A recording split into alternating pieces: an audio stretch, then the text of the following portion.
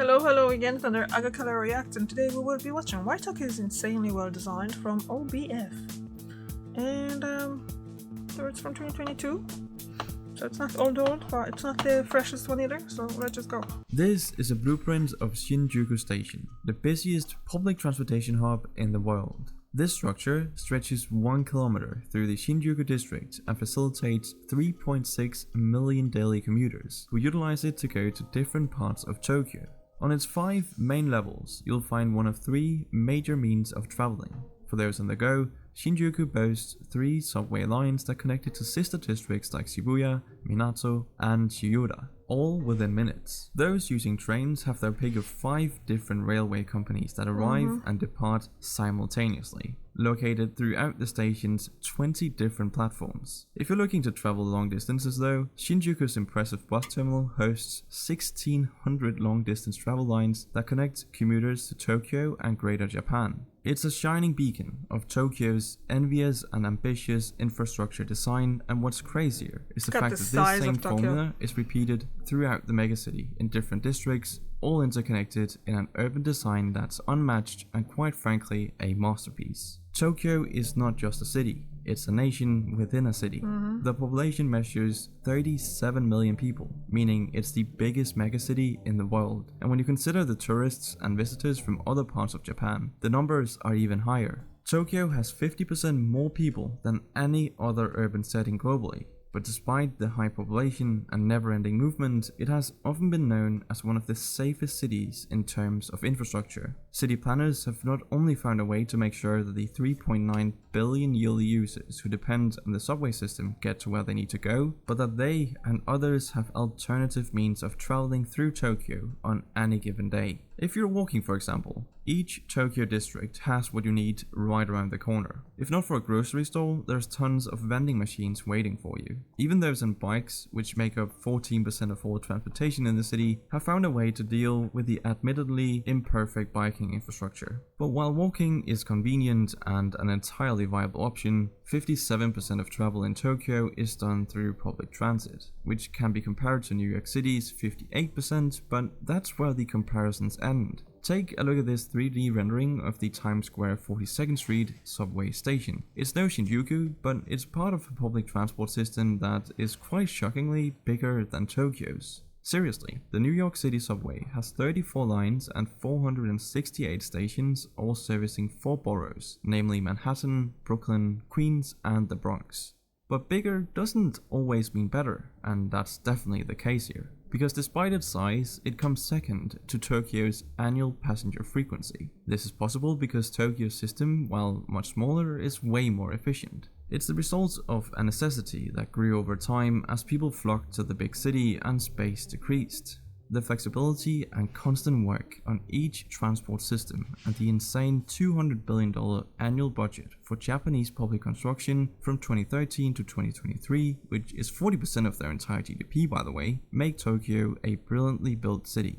But it didn't get there overnight. After the end of World War II, Japan, like many other countries, had to rebuild its nation. However, Japan didn't have access to oil reserves and expensive auto transport systems, which led to the auto boom in countries like the United States. So the Japanese government, in collaboration with private companies, invested in railway lines instead in an attempt to connect Tokyo's more suburban areas with the city center. Combine this with the historically lower income of Japanese households and the demand for solid public transit grew. This completely left the car as a means of transport in the dust. Hence, it's no wonder the average car ownership per household in Tokyo is 0.56, which is shockingly low for a developed urban area, in comparison to a city like Chicago that has a car ownership rate of 1.12 per household. What about New York? Betting on public transport was a risky move that paid off for Tokyo, as it's one of the few examples of a system that is practical and profitable. I know, you're probably thinking the same thing as me. Public transport and profit are words that don't ever appear in the same sentence, but in the case of Tokyo, they do. And to achieve this, Tokyo city planners, collaborating with private builders and the government, made the idea of using cars and taxis to get around the city as unattractive as they possibly could get away with.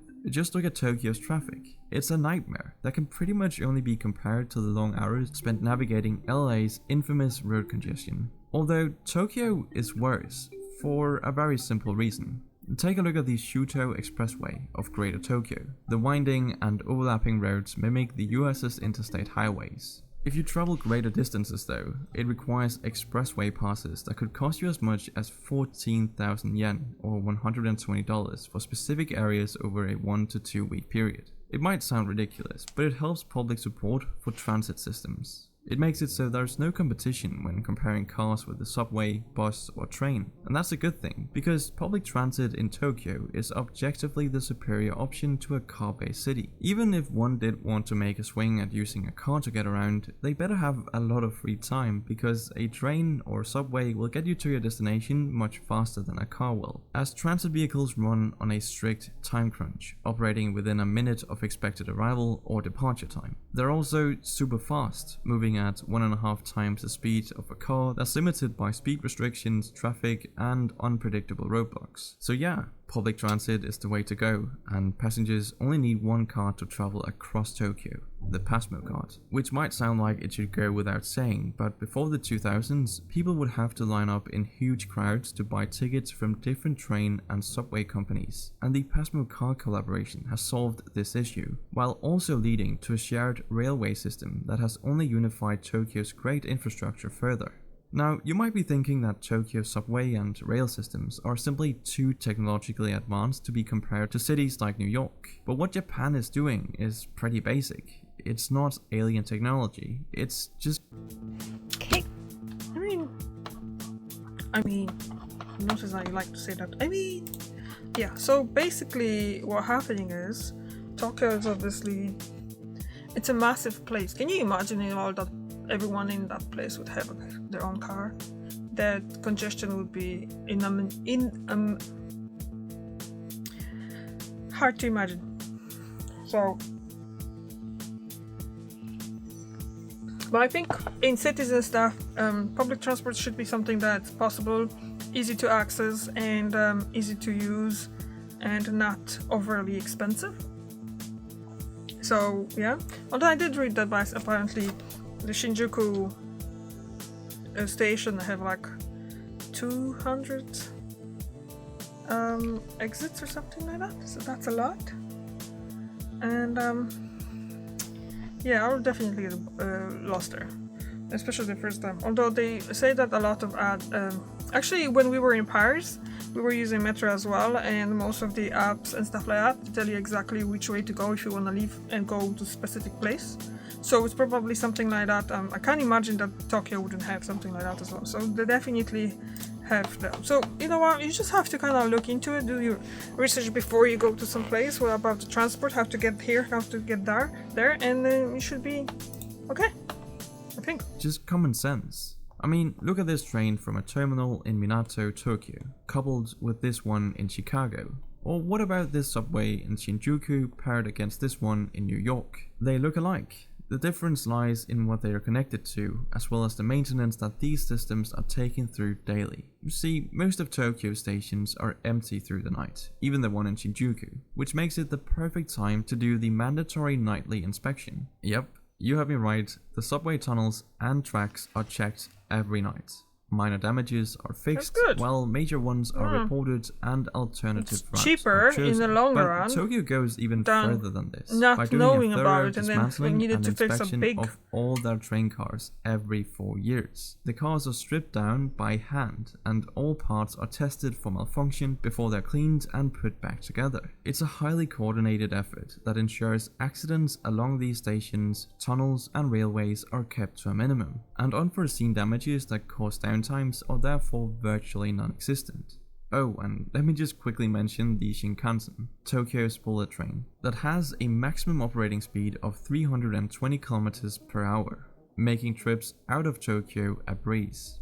A commuter could board a Shinkansen in Tokyo and arrive at the Shin Amori station in northern Japan in just 3 hours and 20 minutes. Nice. The same can't be said for Amtrak's Aquila train, which is currently the fastest train in the United States, and it does like the same distance of kilometers? 713 kilometers from Boston to Washington in 7 hours. So all in all, Tokyo is really well designed and connected in an efficient way. And while it can look chaotic sometimes from an outside perspective, like when you watch videos of their crosswalks, it's really the exact opposite. Everything is well thought out down to the smallest of details, and everything seems so coordinated. But that's it for this video. Thank you for watching. I'll see you in the next one. Yep, we will. So they're gonna check out some more stuff. It's usually very well done as well. And I was talking over it, so I don't really have much to add now.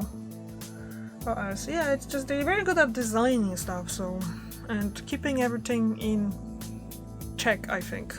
That's what I get the impression, because I've never been in Japan, so I can't really say anything. And then you can't really judge anything after being like, I don't know, in a 2-week holidays or something like that, because it's different. You have to live in a place to kind of know how it works and what it is. So yeah. Thank you very much for watching, and I see you tomorrow. Bye!